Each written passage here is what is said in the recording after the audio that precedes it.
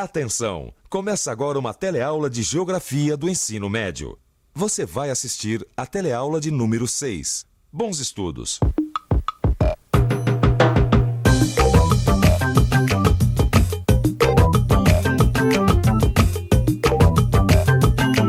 Senhor, me diga uma coisa, o senhor saberia dizer pra gente o que é o território nacional?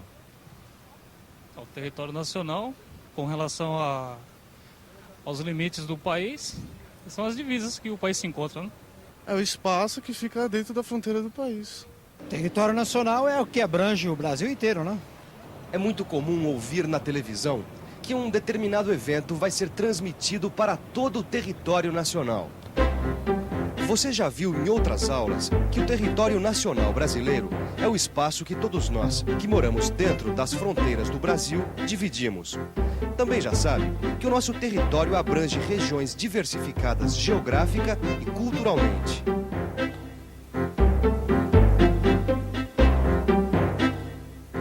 Mas quem organiza esse vasto território? Quem administra esse espaço geográfico, integrando todas essas diferenças regionais dentro de um quadro de interesses comuns? É exatamente esse o tema da teleaula de hoje.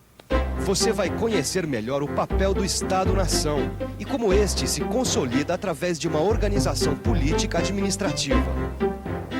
Vai constatar a importância das condições geográficas para determinar a posição de um Estado-nação no mundo.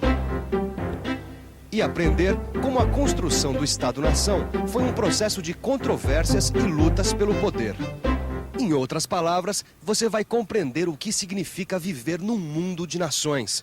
A sua teleaula está começando.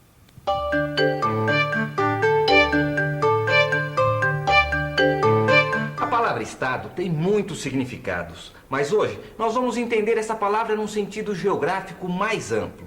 Veja esta outra definição do dicionário para Estado. O Estado pode ser entendido como uma nação politicamente organizada. A palavra Estado não se refere somente a uma certa região dentro de um país, mas aos limites do próprio país. Estamos falando do Estado-nação, que administra aquilo que você conhece como sendo o território nacional. Ô Gil, fala. Uma coisa eu não entendo. Quem é que organiza politicamente um Estado? Quer dizer, são os presidentes, os políticos? Quem que organiza? Peraí, Vicente, você está esquecendo de uma coisa. Um Estado, para ser um Estado de direito, precisa ter uma Constituição. Ah, tá certo, a Constituição. Ô Vicente, você sabia que outro dia eu estava lendo a introdução da Constituição brasileira? Ah, é mesmo? E o que diz lá? Olha, é melhor a gente reler para poder entender melhor o que é o Estado. Deixa eu ver aqui. Ah, tá aqui, ó. Introdução. Ah, achei. Ó. Nós, os representantes do povo brasileiro, reunidos em Assembleia Nacional Constituinte para instituir um Estado democrático, destinado a assegurar o exercício dos direitos sociais e individuais, a liberdade, a segurança, o bem-estar, o desenvolvimento, a igualdade e a justiça como valores supremos de uma sociedade fraterna, pluralista e sem preconceitos, fundada na harmonia social e comprometida na ordem interna e internacional com a solução pacífica das controvérsias. Promulgamos, sob a proteção de Deus, a seguinte Constituição da República Federativa do Brasil. Você reparou que o principal objetivo da Constituição é instituir um Estado? E esse Estado instituído vai assegurar os direitos e a identidade de um certo grupo social. No nosso caso, o povo brasileiro. Em outras palavras, o Estado é, antes de tudo, um espaço geográfico. Portanto, é caracterizado por um território nacional. Esse território é organizado política, administrativa e economicamente. E essa organização transforma o espaço numa nação politicamente organizada, ou seja, num Estado. Peraí, Gil, tem uma coisa que eu não entendo. O Estado é o território? É isso? claro, olha, o território nacional é a base natural do Estado. Não existe Estado sem território, por menor que ele seja, entendeu? Quando o espaço é organizado politicamente, quer dizer, quando todo mundo que mora nesse espaço, que habita o seu território, depende das mesmas leis e das mesmas regulamentações, então esse espaço passa a ser um Estado. É isso, né? É claro, Vicente. Olha, aqui tem uma outra definição do que é Estado. Olha, o Estado é uma entidade que tem seu próprio governo e administração. O Estado é uma nação politicamente organizada com o seu território nacional definido. Tá certo. Agora eu entendi o que é Estado. Mas eu estava dando uma olhada nesse mapa-mundi, olha. Olha a quantidade de estados que existem no planeta. Será que foi sempre assim, hein? Será que sempre existiu tanto país no mundo? Ô Vicente, você sabe que eu queria entender mais sobre essa história? E você, não queria?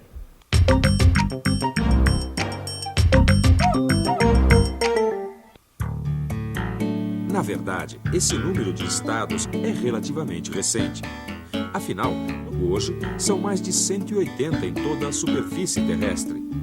Uma das razões desse aumento é a independência das antigas colônias que pertenciam a outros estados, como é o caso de vários países africanos e do continente asiático. Ainda existem disputas não resolvidas em vários territórios espalhados pelo planeta que podem modificar este número. Agora que já está definido o que é Estado, existe uma outra noção que precisa ficar bem clara. Como é que o Estado governa, administra o seu território nacional? Na verdade, o governo e a administração do Estado se realizam através do que a gente chama de aparelho de Estado. Aparelho de Estado é um organismo com diversos graus de hierarquias e responsabilidades. Ele é composto do chefe de governo, que nos países presidencialistas é, em geral, o presidente. Juntamente com o presidente, existem os diversos ministérios que se encarregarão da justiça, da educação, da economia, da segurança, da cultura, da agricultura, cada um com uma responsabilidade específica. E para melhor governar o seu território, o Estado Federativo é subdividido administrativamente em várias unidades políticas menores, cada qual com seu governo próprio. E estes estados, por sua vez, também são divididos em municípios, com suas prefeituras. É claro que essas administrações variam nas diversas nações, porque os estados-nações do mundo são muito desiguais. Mas esse trabalho de carteiro faz a gente conhecer cada país, né? Imagina que outro dia eu recebi uma carta e fui entregar essa carta que veio de um país chamado Brunei. Como é que é? Brunei, Pedrão? Esse aí eu nunca tinha ouvido falar, não. Nem eu. Mas aí eu fiquei cismado e fui pesquisar. É um país que tem aproximadamente 260 mil habitantes. Ele fica na costa de Bornéu e o seu território é de 5 mil quilômetros quadrados. É um sultanato. Como é que é aí? Sultanato? Isso aí tá parecendo coisa de conto de fada. Mas que loucura que é esse mundão, né? Por outro lado, tem a China, com aquele imenso dano de território e 1 bilhão e 300 milhões de habitantes. É brincadeira? Será que essa diferença de superfície interfere no destino dos países? Ah, eu acho que sim, né? É claro que sim.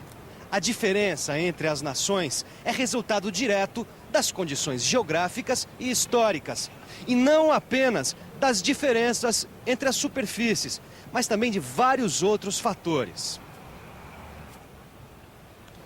Os recursos naturais, o efetivo da população, o poderio do seu aparato de Estado, a importância da sua atividade econômica, seja industrial ou baseada nos recursos do próprio solo. Um outro fator muito importante para o poderio de um determinado Estado é o seu produto nacional. Para você ter uma ideia dessa importância, é só lembrar o que aconteceu com os países árabes e o seu principal produto, o petróleo.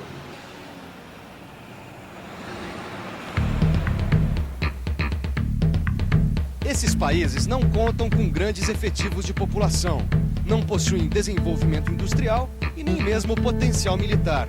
Mas a partir do momento em que decidiram aumentar o preço do petróleo, passaram a contar com valores recordes no produto interno bruto. Países como o Kuwait e os Emirados Árabes têm produtos nacionais brutos expressivos, graças aos campos de petróleo que possuem em seu território nacional. A verdade é que a importância das características geográficas de um país é tão grande que já no século passado a geografia passou a ser uma disciplina utilizada com finalidades políticas e estratégicas. Para você ter uma ideia de como isso foi levado a sério, em 1874, o governo prussiano decidiu criar a disciplina de geografia em todas as universidades, para, juntamente com a história, desenvolver um sentimento nacionalista, gerando a ideia de identidade nacional. Mas o fato é que as desigualdades entre as diversas nações vão repercutir nas relações econômicas entre elas. Isso porque os países menos ricos dependem das grandes potências. Pode-se mesmo dividir os estados em duas grandes categorias. Os ricos, que constituem o centro da vida econômica mundial, e aqueles outros que formariam a periferia da economia planetária. Os países do centro, mais ou menos uns 30 estados, ou seja, apenas a quarta parte da população do planeta, dispõem da maior parte do potencial industrial do mundo, controlando assim a atividade econômica. Enquanto os países da periferia, mais ou menos 150 estados, isto é, 3/4 partes da população mundial, dependem comercial e tecnologicamente dos países desenvolvidos.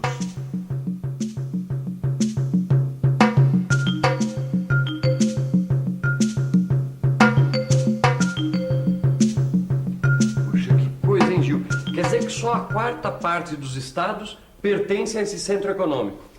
Pois é, Vicente, olha, com esse papo todo aí de globalização, as forças econômicas estão se agrupando, entendeu? Como assim? Você não vê nos jornais, olha, União Europeia, NAFTA, os tigres asiáticos, entendeu? São grupos de estados que se unem por interesse comum, formando centros geográficos, entendeu? Que extrapolam estados nacionais, assumindo dimensões continentais. Tá certo. Bom, no caso aqui da América Latina, agora a gente tem o Mercosul, é isso, né? Exatamente, para poder fazer frente a esses grandes centros, entendeu? Tá certo. Mas eu estava pensando uma outra coisa, Gil. Tudo bem, a base de um estado é o seu território. Até aí eu já compreendi. Agora, será que sempre os limites de um estado coincidem com os limites de uma nação? O que você acha? Pode parecer estranho falar assim, mas muitas vezes os limites de um estado não coincidem com os limites de uma nação. É o que acontece com alguns povos como os bascos, divididos entre a França e a Espanha. Ou mesmo com a nação dos curdos, que está dividida entre 5 países diferentes. Tio Nicolau, aqui no leste da Europa existem conflitos internos graves dentro de um mesmo território. Isso acontece porque o território é habitado por povos diferentes. Então, é como se houvessem duas nações dentro de um mesmo estado. E essas relações de forças provocam guerras de dominação e de libertação. Que mundo esse nosso, hein?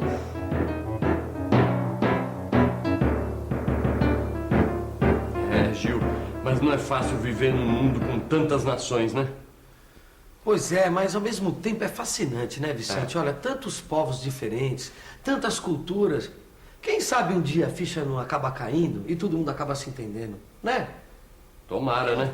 Bom, mas enquanto isso não acontece, depois de tanta informação, eu acho que está na hora da revisão. Vamos lá? E atenção, se liga aí que é hora da revisão. Na teleaula de hoje, você aprendeu que Estado é um espaço geográfico, possuidor de um território organizado política, econômica e administrativamente. Viu que o território nacional é a base natural do Estado, delimitado por suas fronteiras que são produtos de reivindicações territoriais. Aprendeu também que o governo e a administração de um Estado se dá através do aparelho de Estado com distintos níveis de hierarquias e responsabilidades. Constatou que, entre os estados, existem desigualdades econômicas que os agrupam em duas categorias: os do centro da vida econômica mundial e os da periferia. E viu que os limites dos estados não coincidem muitas vezes com os limites de uma nação, que muitas vezes estão fragmentadas através de 2 ou mais estados, o que é motivo para conflitos internos e de fronteiras. Bom, agora é a sua vez de ir fundo no livro de estudos. Ele vai complementar e aprofundar as informações que você recebeu aqui. Até a próxima!